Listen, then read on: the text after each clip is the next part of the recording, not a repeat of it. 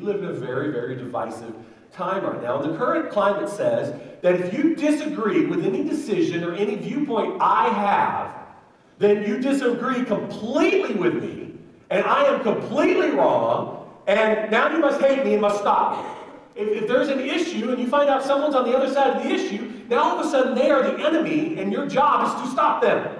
And to shout them down or make them change their mind because you disagree on that one issue. You can agree on everything else. It doesn't matter if you disagree on this issue. You must hate them. That's kind of how it's portrayed to us today. And unfortunately, there's a lot of people that follow along with that. And so this result is this constant barrage and availability that we have through our 24-hour media and our social media and all of this. And everyone is feeling that their opinion is best and must be loudest. And that when we think something and when our opinion is some way, that we're basically thinking of what's best for everybody. And it brings the thought that the reality is, because I'm basically a good person, and probably most other people are too, that most people, whatever my opinion is probably the majority opinion. If you watch social media at all, that's basically how social media thinks. You know, that if you'll just listen to me, if you'll read this meme, if everybody will just read this meme and agree with it, we're all going to be good. If you'll just read this or watch this video, oh, this is the best video I've ever heard on this issue, you got to watch this. And if everybody will watch that, then we'll all agree and everything will be good.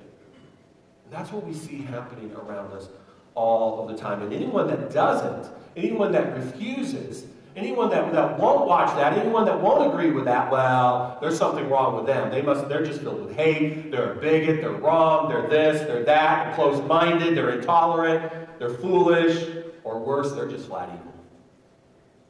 That's what's happening, and that's what we see around us all of the time, and so that's why we have all these shouting matches. So we find this issue, we find this thing where someone stands on it, and we label it.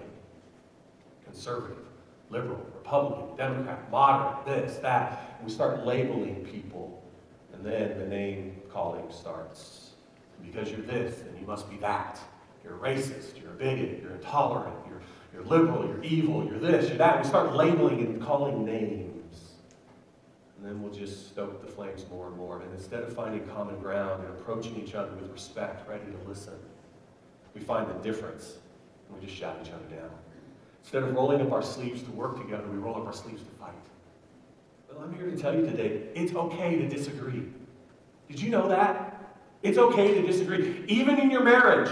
Now, there's some things you got to work on that you need to find resolution to, and you need to find agreement on. But it's okay to disagree sometimes. I don't want 10 friends that are all exactly the same that think everything the same way. I like the diversity of different ways of thinking and looking at things and different viewpoints and worldviews and backgrounds. That's a wonderful thing. It's only when we listen to understand, instead of constantly speaking to be understood. That's what we're doing in this series and talking about some of these things, is so that we can begin to understand what's really happening around us instead of just getting more ammunition to throw at the other person. Instead of getting more things to make our point and win our argument, but find ways to approach it in a way that matters, because too often we want others called out and forced to evaluate what we see wrong in them. This series isn't about them. This series is about us.